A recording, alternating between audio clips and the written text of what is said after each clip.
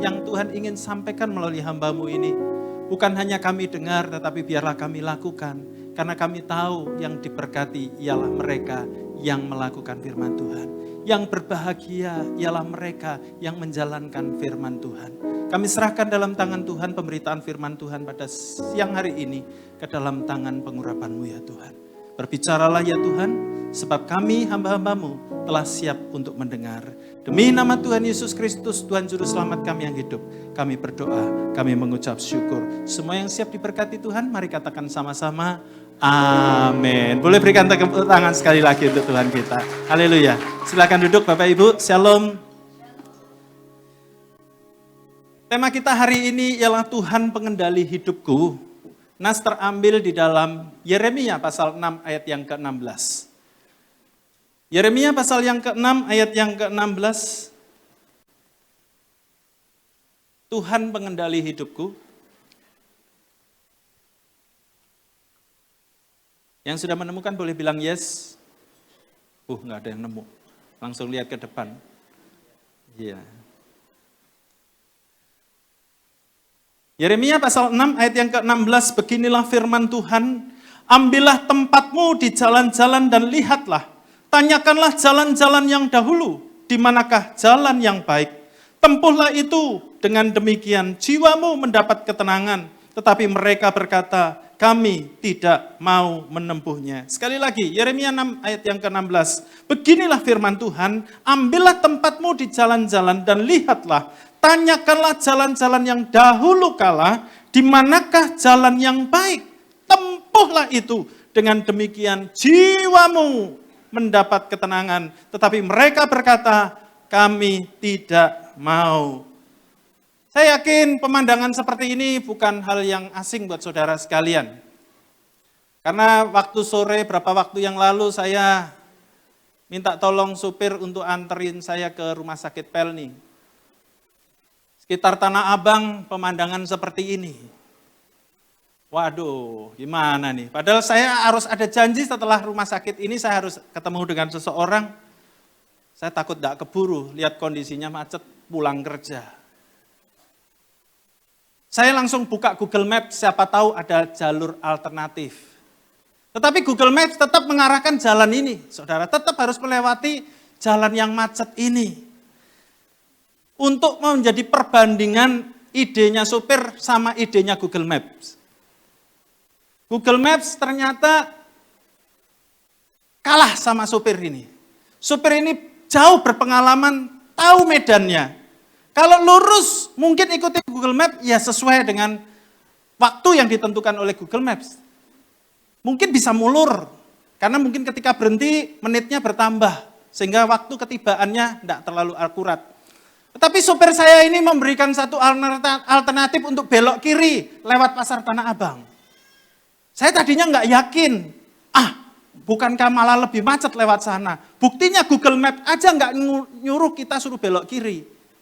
Tetapi karena dia yang pegang setir, dia yang nginjek rem dan gas, maka saya yang ada di sampingnya mendingan diem aja.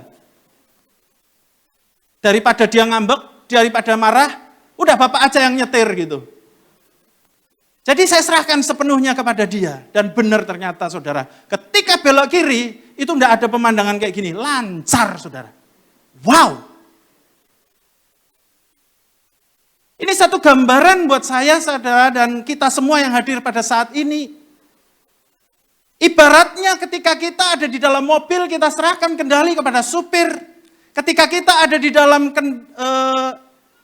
kereta api, kita serahkan kepada masinis. Kita naik pesawat, kita serahkan kepada pilot. Ketika kita ada di dalam kapal, kita serahkan sepenuhnya kepada nahkoda. Dan di dalam kehidupan kita, hidup ini seperti apa, kita serahkan kepada Tuhan yang mengendalikan seluruh kehidupan kita. Dialah pengemudi satu-satunya yang bisa menentukan, mengarahkan kita kepada tujuan yang tepat dan yang benar dan serta terbaik. Oleh karena itu kalau firman Tuhan hari ini mengajar kepada kita, untuk kita boleh menempuh jalan yang terbaik, yaitu jalan dari Tuhan. Tentu kita jangan sampai seperti bangsa Yehuda yang mengatakan, kami tidak mau menempuhnya. Saya yakin saudara tidak asing dengan nama ini. Ini nama populer zaman dahulu mungkin saudara. Sebagian besar kita, kaum yang senior, angkatan saya dan di atasnya sangat kenal dengan produk ini. Bahkan kalau di Jawa saudara, apapun mereknya Kodak. Kayak tahu minum apa aja, taunya teh botol. Kodak sangat populer saudara. Saya bahkan punya kameranya cuma sudah rusak. Kamera digital Kodak V1006. Tetapi setelah saya pelajari tentang sejarah Kodak ini, sayang sekali. Kondisinya tragis, sekarang mungkin kita sudah tidak pernah mengetahui barang itu lagi. Karena salah satu insinyurnya yang memberikan ide terbaiknya, yaitu dia yang menemukan kamera digital pertama. Namanya Stephen Sesson. Dia yang menemukan insinyur dari Kodak ini, dia yang memprakarsai kamera digital. Tetapi perusahaan pada saat itu menolak mentah-mentah ide dari Stephen Sesson ini karena dianggap itu dapat mengganggu penjualan atau produksi yang sudah ditekuni oleh Kodak sekian tahun, yaitu film, klise, apa itu ya, roll itu loh saudara. Mungkin anak zaman sekarang nggak ngerti itu apa, klise itu saudara, yang harus dicuci dan dicetak. Bahkan resolusi daripada kamera digital itu sangat rendah pada saat itu sehingga hasilnya juga tidak sebaik saat ini. 0,01 megapiksel. Sekarang kalau mungkin handphone Android sudah ratusan megapiksel. Kalau iPhone mau berapa aja sudah bagus lah saudara ya. Sehingga ditolak mentah-mentah ide dari insinyurnya. Dan apa yang terjadi? Tahun 2012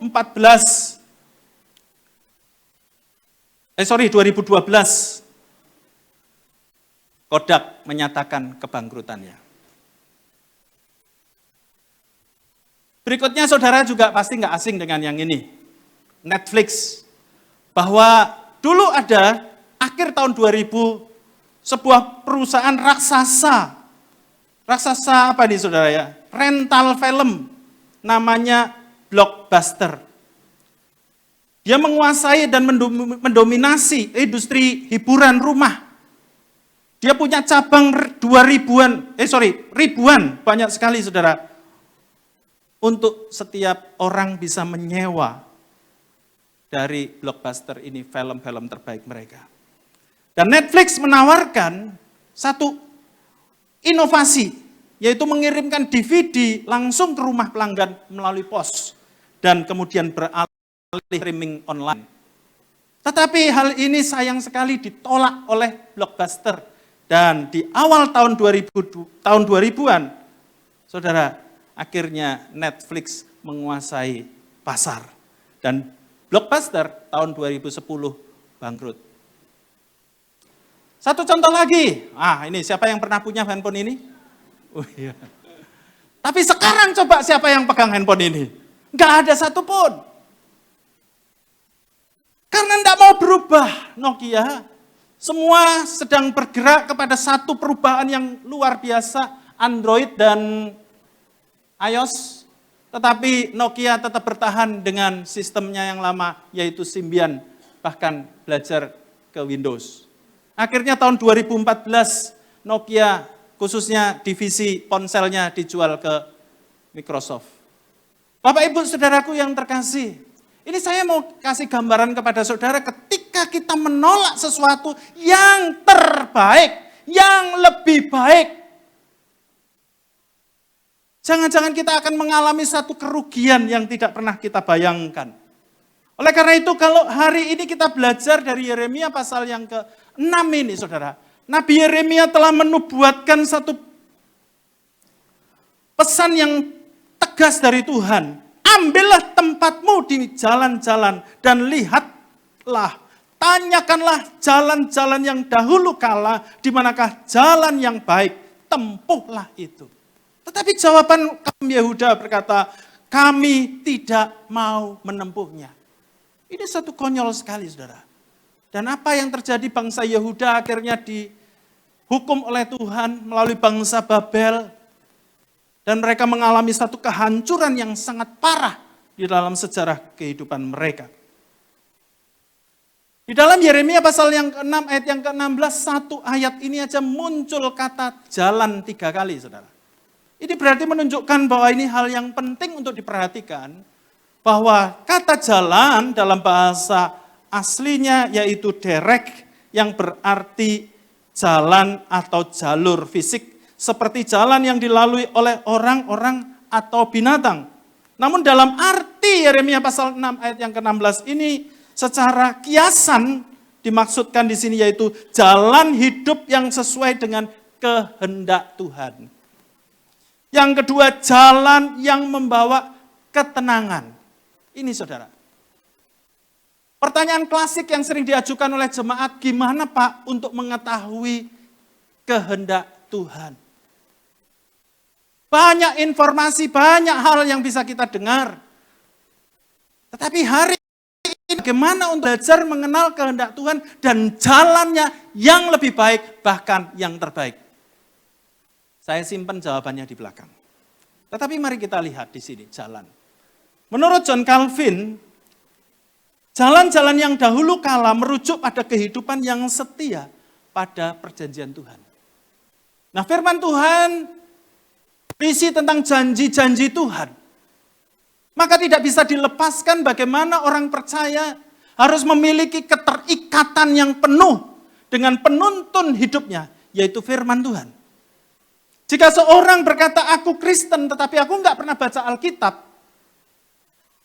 maka saudara, siapa yang menjadi pengendali hidup saudara? Karena firman Tuhan adalah jalan yang memberikan kehidupan. Jalan yang menuntun kepada arah yang Tuhan inginkan. John Calvin juga menambahkan bahwa ayat ini adalah seruan untuk bertobat dan kembali kepada jalan kebenaran, meninggalkan penyembahan berhala dan praktik-praktik yang menyimpang. Tentu saja, di sini tidak ada yang nyembah berhala lagi. Itu sudah terlalu kuno, lebih kuno daripada kamera Kodak. Tetapi ada banyak hal yang membuat kita saat ini menjadi idola setiap kita. Menjadi kesayangan kita dan kita sulit untuk melepaskannya. Dan itu adalah ketersesatan kita di dalam kita menyimpang daripada Tuhan. Meskipun di dalam handphone kita ada Alkitabnya, tetapi berapa lama kita membaca Alkitab yang ada di dalam handphone kita? Lebih banyak mana? Nonton YouTube-nya, nonton Netflix-nya, atau membaca Alkitabnya. Dan disitulah bagaimana kita mengetahui sesungguhnya hati kita tertuju kepada siapa?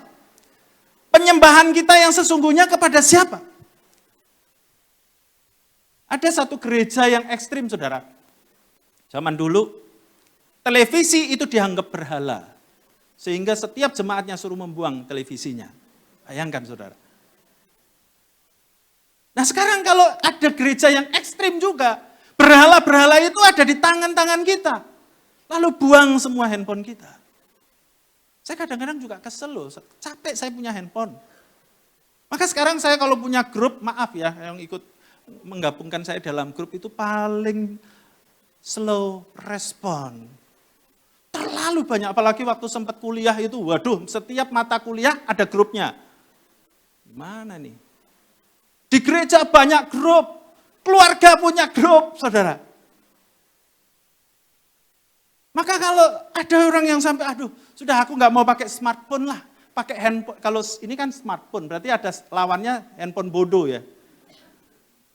Handphone yang nggak bisa ngelihat apa-apa gitu, kecuali SMS, kecuali telepon. Kadang-kadang kualitas hidup kita dulu lebih baik loh daripada sekarang. Karena dulu nggak terlalu banyak gangguan, godaan, mau kemana, mau nonton film, pergilah ke bioskop. Sekarang nggak usah pergi ke bioskop. Terus terang kemarin saya menghabiskan satu episode, 63 episode. Di sini nih saudara. Untung firman Tuhannya sudah siap saudara. penasaran ini belum selesai. Ya udahlah beli lagi kuota. Kuota itu untuk beli drama itu saudara. Aduh, ini terlalu terbuka ini saya ini. Tapi bagus menurut saya ini ada seorang kaisar yang pulang ke desanya. Gambarannya kok seperti Tuhan Yesus. Ini saya rasa yang bikin ini orang Kristen kayaknya. Kaisar pulang ke desa, dia menyamar sebagai rakyat jelata. Wah, dia hampir dibunuh, saudara. Wah, ini semakin penasaran ini. Rasanya saya ikut gregetan ini. Cepetan dong. Cepetan ngaku. Ya ngaku sih udah ngaku, tapi tetap gak ada orang yang mau percaya. Bukan seperti Tuhan Yesus datang ke dunia, gak ada yang percaya dia Tuhan. Wah, ini saya malah jadi promosi film. Tapi ini saudara, saya mau kasih tahu kepada saudara, begitu banyak tuntunan-tuntunan dalam kehidupan kita itu, filosofi-filosofi dunia ini yang lebih mempengaruhi kita daripada firman Tuhan itu sendiri. Bahkan ketika mungkin saya berkhotbah di tempat ini, Pak, khotbahnya jangan lama-lama, Pak, gitu loh. Tapi kalau kita nonton film kok nggak pernah, aduh, kelamaan filmnya, gitu. Siapa yang sudah nonton Captain America Brave? Oh, belum, saya sudah. Oh, kalah toh sama hamba Tuhan. Ya, anak saya yang beliin tiket. Pulang persekutuan doa Rabu kemarin. Ya, nonton, saudara. Ya, enggak apa-apa lah hiburan malam, saudara. Ya, selanjutnya seorang penafsir Alkitab, Matthew Henry. Jalan-jalan yang dahulu kala adalah jalan yang telah ditetapkan oleh Tuhan. Yaitu jalan ketaatan dan kesetiaan pada firman-Nya. Nah ini, berapa ribu firman Tuhan, khotbah yang kita dengarkan, penuntun saat teduh yang kita baca. Berapa yang kita lakukan? Nah ini saudara. Mulai dari kecil kita lakukan dengan setia. Sampai hal yang mungkin sebenarnya buat saya firman Tuhan sama saja. Nggak ada yang kecil, nggak ada yang besar. Nggak ada yang ringan, nggak ada yang berat. Kalau kita mau melakukannya. Buat saya semua firman Tuhan itu mudah. Kalau kita mau melakukannya. Tapi kalau kita berpikir sulit, maka kita tidak akan pernah bisa melakukan firman Tuhan yang sesederhana sekalipun. Maka dari itu ini jalan yang Tuhan mau tentukan, jalan yang ditunjukkan kepada kita adalah jalan yang terbaik. Kita mau jalani atau tidak? Kita mau ikuti atau tidak? Kita mau taati atau tidak? Itu pertanyaannya. Karena kalau kita ngikuti jalan itu, maka janji Tuhan sediakan. Keselamatan gratis. Tetapi untuk ketenangan, untuk berkat-berkat Tuhan jasmani, rohani, adalah ada harga yang harus dibayar. Ketenangan adalah, kata Yeremia, yang dimaksud di dalam ketenangan ini saudaraku, yaitu ketenangan yang memiliki arti, yaitu ketenangan jiwa, beristirahat dari pergumulan, dan kedamaian. Bukankah hal ini yang kita cari selama ini? Ketenangan, hati yang damai, hati yang bisa beristirahat dari segala pergumulan. Hidup ini memang susah, saudara. Tetapi Tuhan memberikan kesempatan kita untuk istirahat. Siapa sih di sini yang gak pernah mengalami pergumulan, kesulitan, tantangan, persoalan? Khotbah saya yang lalu, dalam kondisi yang paling berat saya pernah alami, saudara, dalam hidup saya. Nangis di hadapan Tuhan. Tetapi Tuhan selalu memberikan kepada kita satu ketenangan. Bahkan ada seorang hamba Tuhan lebih junior dari saya berkata, tenang Pak Daniel, badai pasti berlalu. Wah, ayem hati saya, tenang. Tuhan tidak akan pernah mencobai, melampaui kekuatan kita. Dan kalaupun kita dicobai, tidak akan dibiarkan kita sendirian. Tuhan akan menemani, Tuhan akan menguatkan kita, Tuhan akan memampukan kita melewati jalan yang sulit. Memang mengikuti jalan Tuhan, kehendak Tuhan, tidak selalu mudah. Makanya saya kemarin kan semua di PST-nya ada jalan lebar, jalan sempit. Ini saya diskusi loh sama istri saya. Kalau sekarang nih istri karena hamba Tuhan juga, jadi diskusinya alot, saudara. Kalau dulu dia belum masih sarjana ekonomi, saya bodoh-bodohin, enggak apa-apa dia. Enggak ya, enggak boleh ya saudara. Sekarang nggak bisa bodohin saudara. Dia kadang lebih pintar dari saya ya. Di dalam dunia ada 3 jalan. Oh semua 2 aja ya. Kalau saya versi 3. Saudara. Lebar dan sempit. Gitu. Atau jalan alternatif. Ya. Mau jalan lebar atau jalan sempit? Tidak selalu yang kita pilih yang lebar itu salah. Itu kan gambaran zaman dulu ya. Orang selalu hanya milih, toh sekarang ada jalan macet, situ lewat tol lancar, mau lewat tol enggak? Bayar pun enggak apa-apa, yang penting lancar nyampe tujuan tepat waktu. Tetapi yang paling terpenting adalah pilihan kita sesuai dengan kehendak Tuhan enggak, yang akan membawa kepada satu ketenangan yang Tuhan sediakan. Meskipun itu jalan lebar, tapi kalau itu kehendak Tuhan, maka sampai ujungnya adalah ketenangan. Jalan sempit, lewat jalan tikus, malah nggak bisa jalan, saudara. Ini saya orang jalanan, saudara. Anak saya navigator yang duduk di belakang dulu, sekarang sudah mulai samping depan saya. Dulu hanya istri saya yang boleh duduk situ, sekarang dia, karena gantian yang nyopir. Sekarang saya sudah lonyin. Jakarta Surabaya sudah dia yang nyetir sekarang. Dia navigator saya berkata, Pak lewat sini Pak. Nggak bisa Ken, itu gage. Tapi Google Map bilang gitu Pak, bisa, belok kiri itu bisa. Mau ke Ancol dari Mangga 2, belok kiri, itu kan Gunung Sahari dan ini jam ganjil genap. Bener saudara, nurutin Ken anak saya, begitu kiri, wah polisi semua. Maka untunglah jadi hamba Tuhan. Bebas kaki. Udah. Saya buka jendela. Saya berkata, maaf Pak. Oh silakan. Gitu doang. Saudara. Bahkan itu ada temennya yang nutup jalan saya. Suruh minggir. Wah itu. Untung hamba Tuhan dulu saudara. Bapak Ibu Saudara yang terkasih dalam Tuhan. Kalau kita nurut kehendak Tuhan, maka ujungnya adalah ketenangan yang Tuhan sediakan.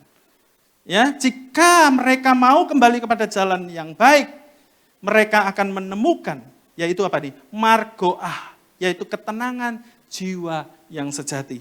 Dan yang kedua, yaitu ketenangan ini bukan sekadar kedamaian sementara, tetapi suatu keadaan yang mendalam.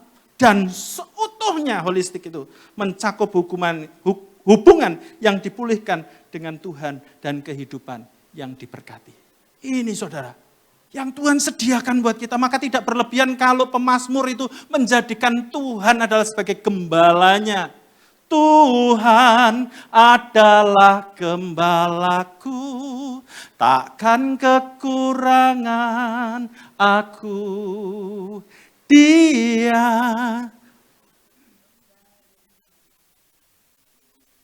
di padang yang berumput hijau.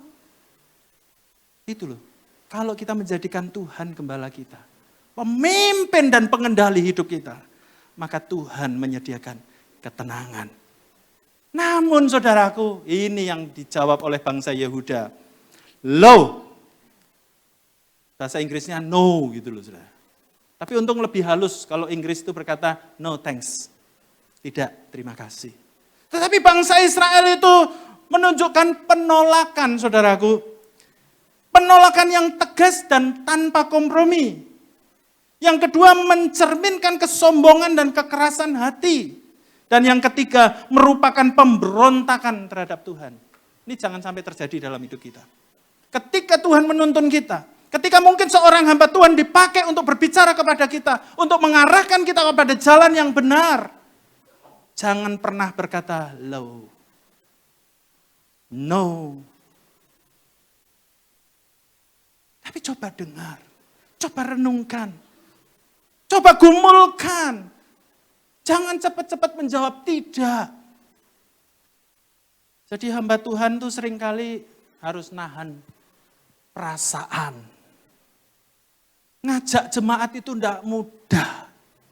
Ayo, Ikut ya tanggal 22 HUT Sinode, ya harus disebutkan sinodenya.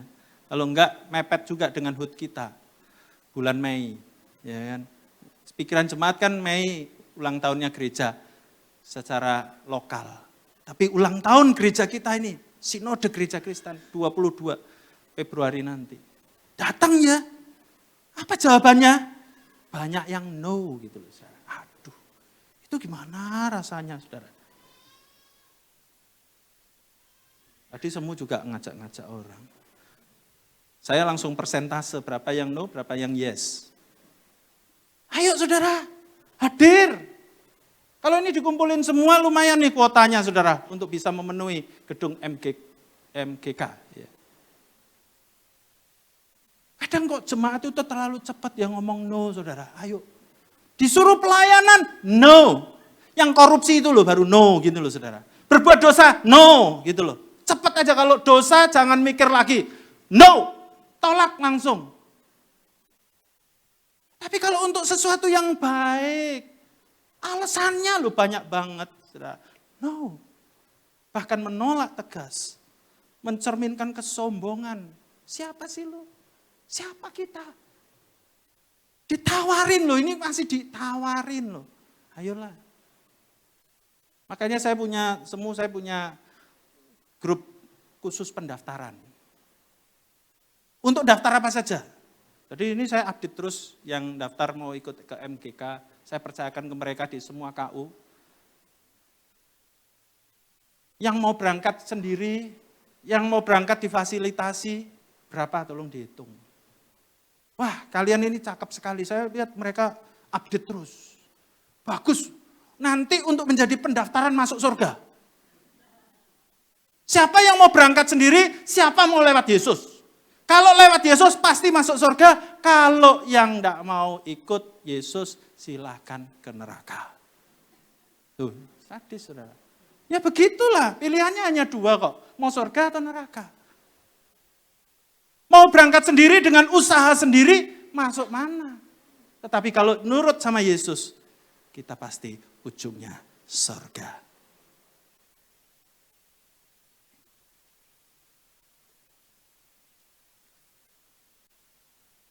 Ini yang saya simpan dari tadi, yaitu bagaimana kita menjadikan Tuhan sebagai pengendali hidup kita. Ini saya share hidup saya, saudara. Ya, kuncinya ini, mengakui Yesus sebagai Tuhan atas hidup kita. Itu yang pertama dan utama. Siapa yang menjadi bos dalam hidup kita? Aku atau dia? Saya membayangkan ada seorang bos yang cukup ekstrim dan konyol.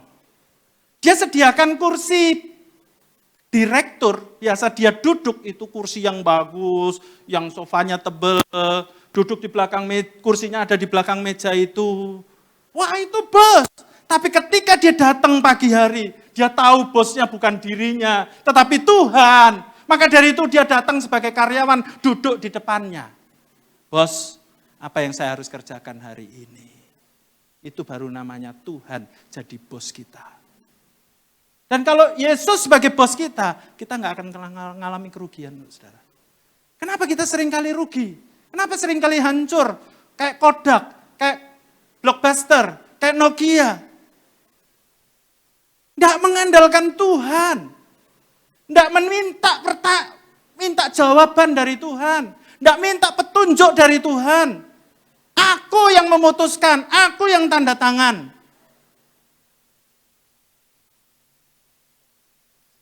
Setiap cowok cewek yang mau menikah saya tanya, sudah tanya Tuhan belum? Sebab saya untuk menentukan teman hidup yang harus menemani saya sampai seumur hidup, sampai maut memisahkan. Itu tidak lain, tidak bukan hanya Tuhan yang tahu. Di sini apakah ada yang pernah menyesal? Aduh, nyesel banget gua nikah sama dia itu. Ada nggak? Ikut konseling ke FCC.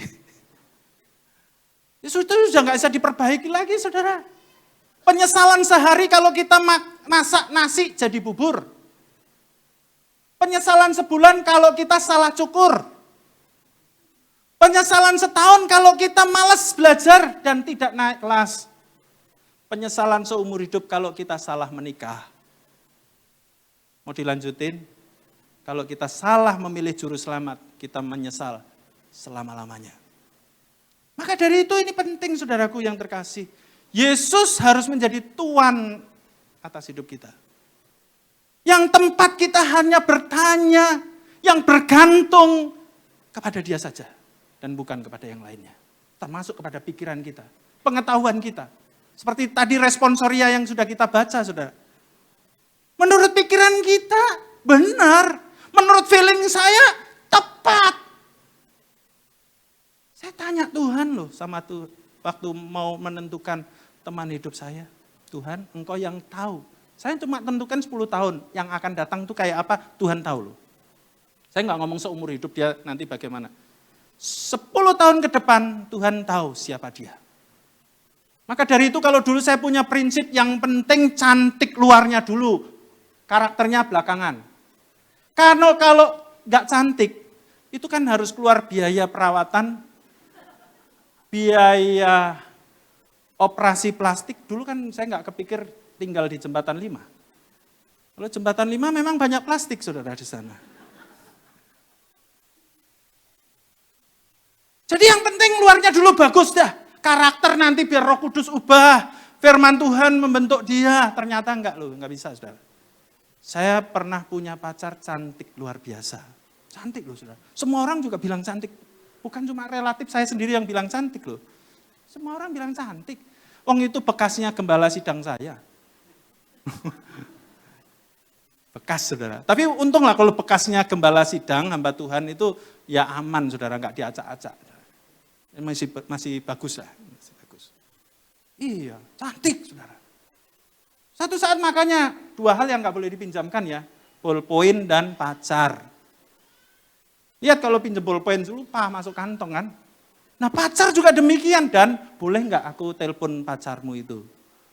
Ya masa bilang nggak boleh masih pacar? Telepon aja. Akhirnya kebawa saudara.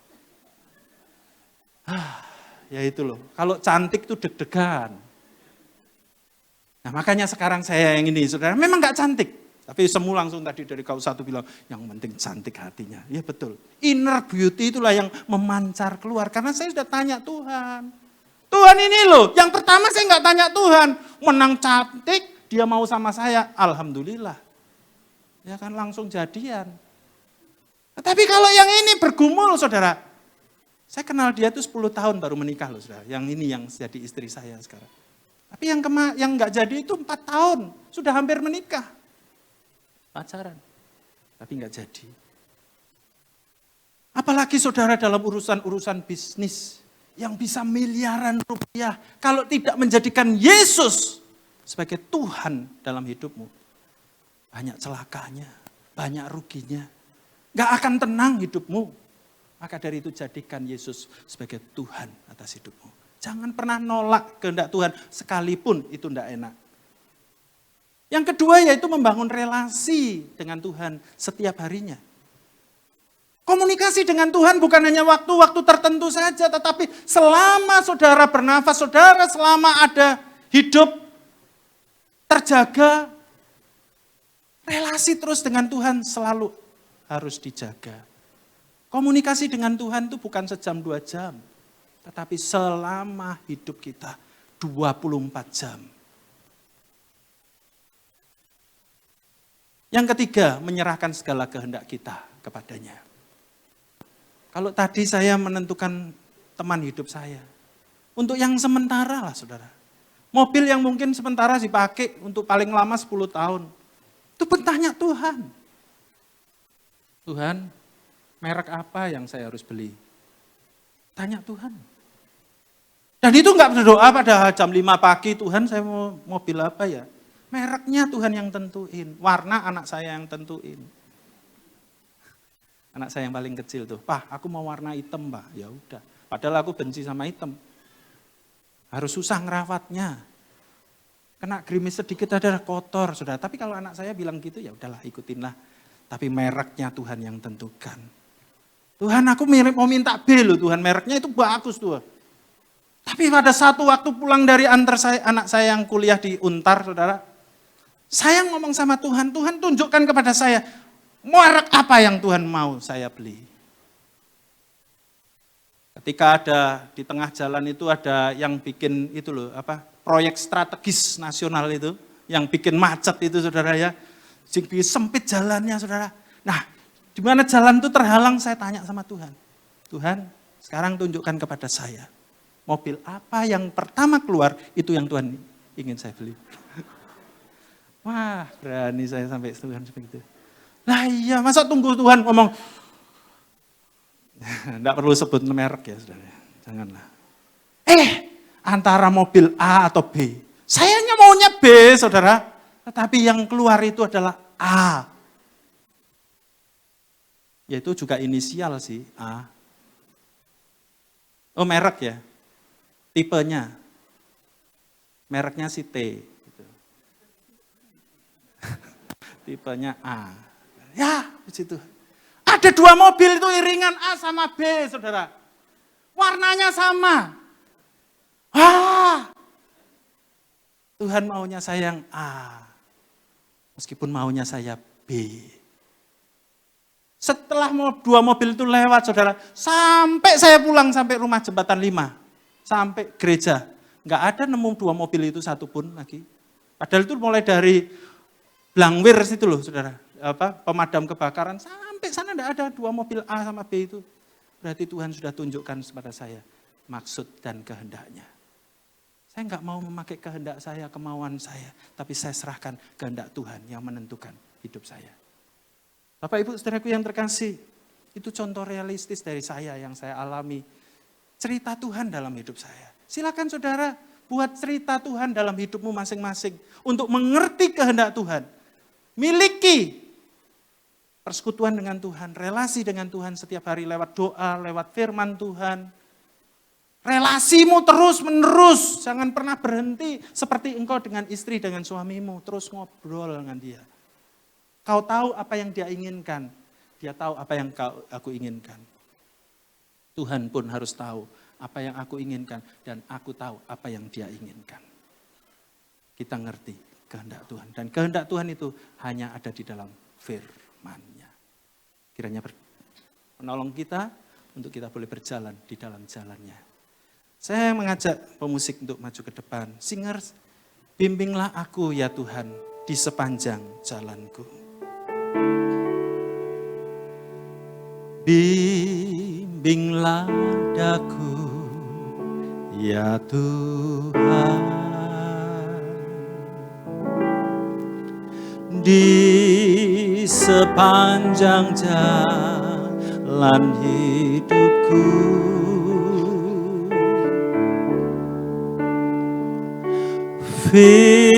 Firman-Mu bagaikan suluh agar ku tak sesat di jalan. Bimbinglah aku, bimbinglah daku ya Tuhan di sepanjang jalan hidupku.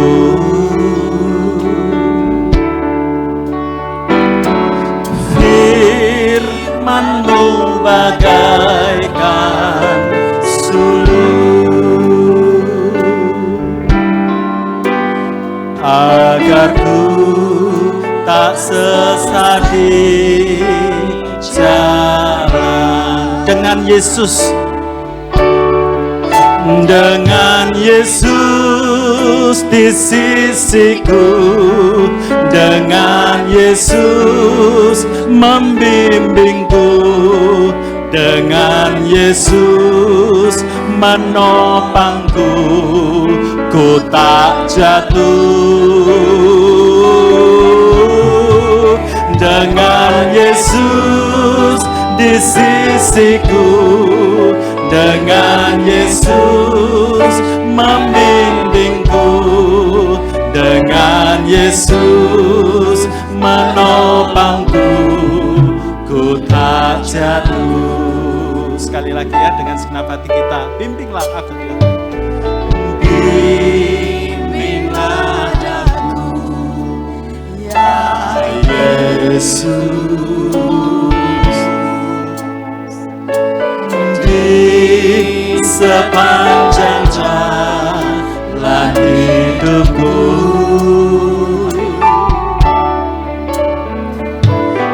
Firman-Mu bagaikan suluh,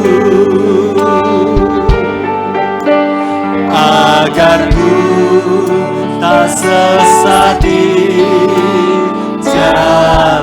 Saya undang jemaat boleh bangkit berdiri sama-sama. Dengan Yesus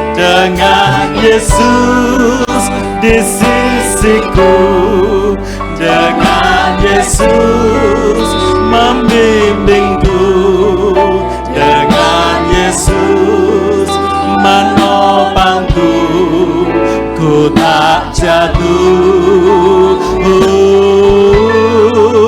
Dengan Yesus di sisiku, dengan Yesus membimbingku, dengan Yesus menopangku, ku tak jatuh. Tanpa Yesus di sisiku, tanpa Yesus di sisiku, tanpa Yesus membimbingku, tanpa Yesus bukan jatuh, bukan jatuh.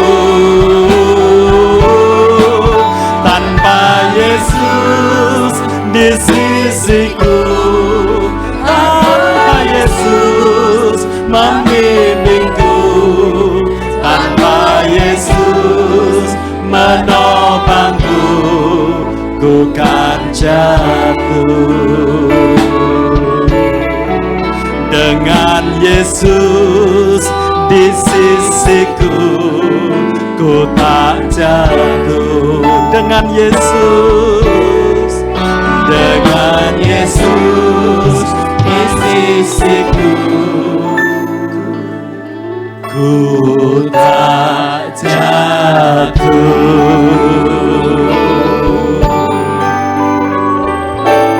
Saat ini jikalau ada saudara yang di dalam kebimbangan, bimbang antara pilihan ini dan itu, atau di antara saudara ada yang memiliki hati yang tidak tenang, karena mungkin sudah salah jalan, lebih mengikuti kehendak diri daripada kehendak Tuhan. Saat ini mengakulah di hadapan Tuhan, sadarilah ketersesatanmu, dan kembalilah kepada jalannya yang benar dan yang terbaik. Jikalau itu saudara hari ini, mari saudara berdoa kepada Tuhan. Minta tuntunannya, bimbingannya, penyertaannya atas hidupmu. Dan biarlah Tuhan akan membawamu kepada margoa, yaitu damai yang sejati, ketenangan yang Tuhan berikan,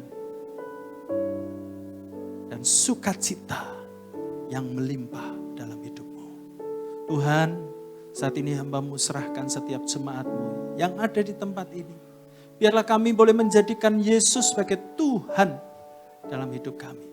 Yang kami mau membangun relasi dengan Tuhan setiap harinya. Dan kami mau menyerahkan seluruh kehendak kami hanya kepada Tuhan.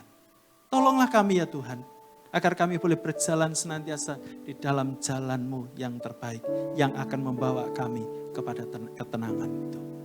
Berkatilah jemaat di tempat ini, berkati juga gembala sidang yang ada di sini. Tuhan berkati mereka semua dengan kuasa dari tempat yang maha tinggi. Terima kasih ya Tuhan, hamba-Mu sudah berhenti berkata-kata, tetapi biarlah roh Tuhan terus bekerja di dalam hati kami semua. Dengar seruan doa kami, demi nama Tuhan Yesus Kristus kami berdoa. Amin. Jemaat dipersilakan duduk kembali, saya serahkan kepada